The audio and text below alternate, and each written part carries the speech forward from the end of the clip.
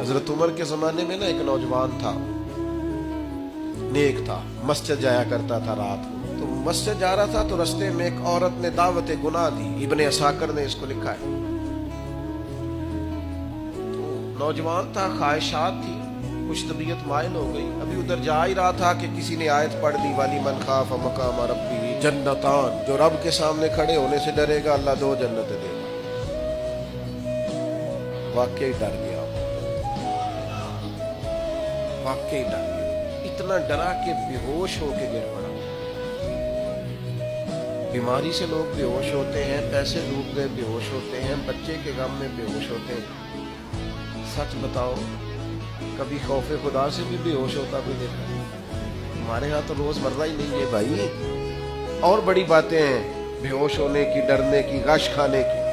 बेहोश होके गिर पड़ा।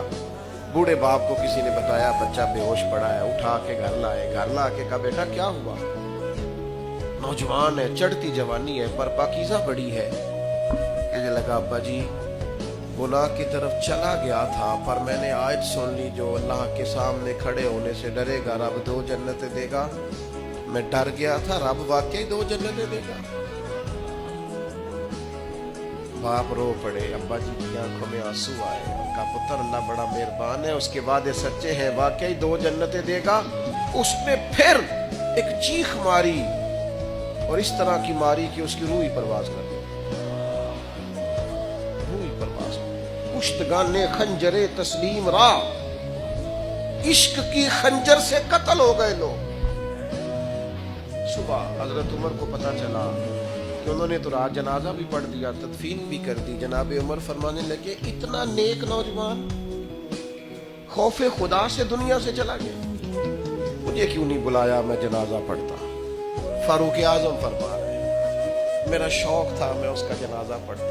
हुजूर आपको तकलीफ नहीं थी? फरमाया बताओ कब्र कहाँ है? ते कामिल पीर उना दे बाहू कब्र जिना दी जीवे। हजरत फारूक आजम कब्र पे तशरीफ ले गए और खड़े होकर फरमाने लगे नौजवान, मुझे उम्मीद है मेरे रब ने तुझे 2 जन्नतें दी होंगी। इब्ने असाकर खोल के देखो तारीख बगदाद ने क्या लिखा है। हजरत सैयदना फारूक ने फरमाया उम्मीद है 2 जन्नतें दी होंगी। कब्र के अंदर से बोला कामिल पीरो ना दे बाहू कब्र जिना दी जीवे।